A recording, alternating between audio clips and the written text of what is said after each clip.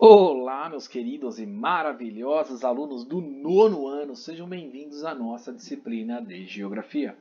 Para quem não me conhece, sou o professor Joenis e leciono Geografia no nosso colégio. Galerinha, hoje o professor fez uma prévia do conteúdo do semestre, onde vamos trabalhar os continentes. Vamos entender os aspectos físicos, econômicos e sociais, tá? Mas hoje é basicamente só para fazer uma interação, um resumo do que vocês aprenderam no sexto, no sétimo e no oitavo ano, tá? Então, lembrando que no ano passado vocês fragmentaram as regiões brasileiras, não falaram tanto dos continentes, tá? Falaram simplesmente da América do Sul, falamos ali das regiões brasileiras, como região norte, região Nordeste, Centro-Oeste, Sudeste e Sul do Brasil. Falamos dos aspectos econômicos, sociais, falamos da cultura e outros voltados à nossa região brasileira. Mas agora vamos fragmentar um pouquinho, vamos relembrar aquela vez que você olhou o mapa, que você visualizou na aula de geografia nos anos fundamentais aí, tá? Então, quando o professor fala em continentes, falamos que o nosso planeta é formado por 4 grandes blocos continentais, que envolve a Ásia, Europa, a África, a América, a Oceania e a Antártida. Tá? Os continentes atuais são resultado da fragmentação da nossa Pangeia. É uma teoria da deriva continental. Essa deriva continental que vocês aprenderam é aquela movimentação onde as placas tectônicas continuam se movendo, né, formando os continentes. Essa divisão dos continentes leva em consideração apenas a estrutura das massas da Terra. Quando falamos essa teoria da deriva continental, estamos falando da movimentação da estrutura do nosso planeta. Não levamos em consideração a modificação da cultura, língua, costumes e etc. Tá? Estamos voltados aí à geomorfologia, não à geopolítica. Quando consideramos os critérios políticos, econômicos e históricos, culturais, estamos utilizando a divisão política. Já é diferente. Divisão continentais não tem nada a ver com divisão política. Ok? Aqui temos os 6 continentes, como eu já te falei. Está identificado através das cores aí. Vocês podem observar a Europa, vocês podem observar a América, a Ásia, a África, a Oceania e a Antártida. Lembrando que a Antártida, boa parte da sua formação sim, de blocos de gelo, tá? Então a sua estrutura está em cima de gelo. A América, que sim é a mais extensa do norte ao sul, com 17 mil quilômetros do Canadá até o sul do Chile, é a segunda maior extensão territorial, só perde para a Ásia. Os países desse continente são marcados por profundas diferenças econômicas e sociais. Lembrando que a economia desses países, principalmente da América do Sul, são grandes produtores de matéria-prima para os grandes potenciais econômicos, como o Canadá e Estados Unidos, que são países não sul-americanos. Tá? Então, quando falamos Estados Unidos e Canadá, falamos de uma fragmentação aí, tá bom? Do México até o Chile. Então, essa quebra, principalmente dos Estados Unidos, já cai bastante aí a questão econômica, tá? Isso vocês vão estar vendo na apostila, vão estar entendendo. Saber que os Estados Unidos têm um grande potencial voltado à industrialização, o desenvolvimento da agricultura modernizada, né? Aquela agricultura mecanizada, diferente desses países da América do Sul, principalmente América Central e América do Sul, aonde utiliza a agricultura mais manual, menos intensiva, tá bom?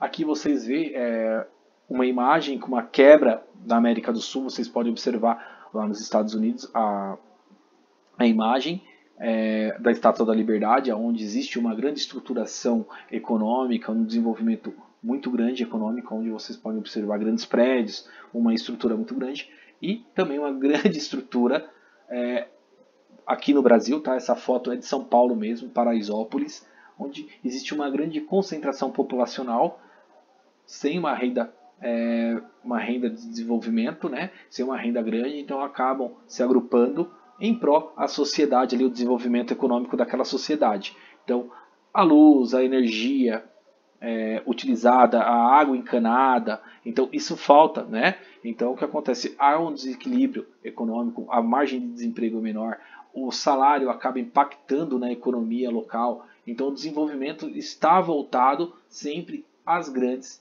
cidades desses países, principalmente Canadá e os Estados Unidos, que têm essa potencialização econômica, tá? Diferente dos países da América do Sul. Não que não tenha, por exemplo, São Paulo, Cidade do México, Buenos Aires, são cidades desenvolvidas, tá? Mas não a nível, principalmente do Canadá e os Estados Unidos. Isso vocês vão estar observando lá na apostila, quando a gente começar a fragmentar bastante, tá? Os demais países da América são diferentes quanto à economia, igual eu falei para você, e também a qualidade de vida da população. Aonde existe aquele desenvolvimento econômico, também há qualidade de vida. Hoje, o Canadá é um país onde existe uma população reduzida, qualidade de vida, e existe o desenvolvimento do emprego facilitado, a industrialização fornece o mecanismo aonde desenvolve a infraestrutura do país, a economia, a saúde. Então, menos recursos, né, para a população, porque não existe tanta corrupção, então existe uma questão voltada à economia. Isso vocês vão estar vendo também. Brasil, México, Argentina e o Chile são países mais ricos, tá? Entre os outros da América do Sul, mas são países ainda subdesenvolvidos, tá? Que fornecem matéria-prima para a produção industrializada desses países como os Estados Unidos e o Canadá. Temos países pobres aqui na América, principalmente Haiti, que está localizado na América Central. Temos o Equador e a Bolívia aqui na América do Sul, que são países onde a pobreza é muito marcante. Existe uma desigualdade social que acaba impactando também no lado da agricultura, no lado econômico. Então existe países onde estado de miséria, onde que se vive com menos de 5 dólares a pessoa. Aqui temos um mapa mostrando a nossa América em verde. Vocês podem observar aqui o continente americano é tríplice, né? Pega a América do Norte, a América Central e a nossa América do Sul. E agora vamos falar um pouquinho da África. A África, que é um continente bem fragmentado em países, tá? Existe uma diferença cultural e religiosa muito grande. É sim onde tem o maior índice de miséria do planeta. Então são países muito pobres que se vive com menos de $1 por dia. Quando falamos em $1, está calculado alimentação, transporte, saúde, educação, entre outros, tá bom, galerinha? Então, existe uma grande desigualdade econômica no país que acaba afetando a qualidade de vida, vai causando mais miséria, com grandes problemas sociais e políticos também, tá? Existe o problema da fome e doença, que atinge a maior parte da população africana. É um continente rico em recursos naturais, principalmente em petróleo, diamante e ferro. Igual eu falei para vocês, galerinha, existem grandes multinacionais, grandes países que desenvolvem essa tecnologia, vão para esses países, retiram esses recursos e pagam à população um preço bem baixo. Então o que acontece? Acaba só fornecendo aquele tipo de produto, né? E acaba não gerando uma renda tão alta, desenvolvendo a economia, saúde, educação e outros que vocês vão estar vendo também. Aqui vocês podem observar, né? Existe muita riqueza, mas existe a pobreza. Vocês podem observar em grandes vídeos, documentários, principalmente história, que fala um pouco dessa desigualdade econômica e social que afeta a África. Temos um mapa, podemos observar a fragmentação. Segundo o IBGE, último dado que o professor puxou, temos 54 países, tá? Independentes, que são países que existe uma gestão econômica e política, e temos países também que não têm a sua independência declarada. Existe grandes conflitos religiosos que vocês estarão vendo futuramente. Muitos países desses foram colonizados pela Europa, tá? Mas acabam afetando por falta de investimento e também por falta de grandes recursos lá naquele continente. A Antártida está localizada na região mais fria do nosso mundo, do nosso planeta, o extremo sul do planeta. Sobre este continente encontra-se uma enorme camada de gelo, com espessura média de 2 km. Apresenta temperaturas sempre muito baixas, impossibilitando as condições de sobrevivência. Lembrando que a Antártida é sim um meio de pesquisa. Segundo a ONU, é uma área estável, onde não existe uma democracia local, tá, galerinha? Ela existe sim colonizações ali, não existe um estado único e é utilizado mais para caça, principalmente a área da pesca, né, o meio de economia, de gestão econômica daquela região, principalmente da Antártida, é a extração de grandes recursos marinhos. Aqui vocês têm uma foto, pode observar. Existem muitas plataformas de estudo, principalmente do Brasil e outros países da América Latina.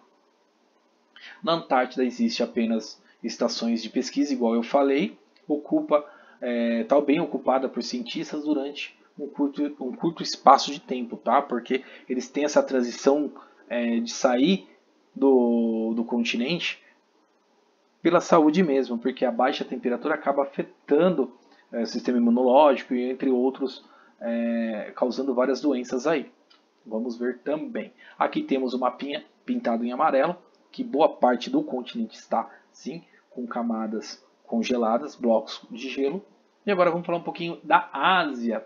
A Ásia aqui vamos conversar bastante, tá? Ela está dividida em dois aí, a Ásia Ocidental e Oriental. Vamos entender também que o Oriente Médio está englobado dentro do continente asiático. Tem uma apostila referente ao Oriente Médio, que a gente vai fragmentá-la também, tá? E um pouquinho da Ásia Ocidental e Oriental. Tem a maior área territorial, lembrando, tá, que essa área territorial concentra 60% da população do planeta. Os dois países mais populosos é sim a China e a Índia.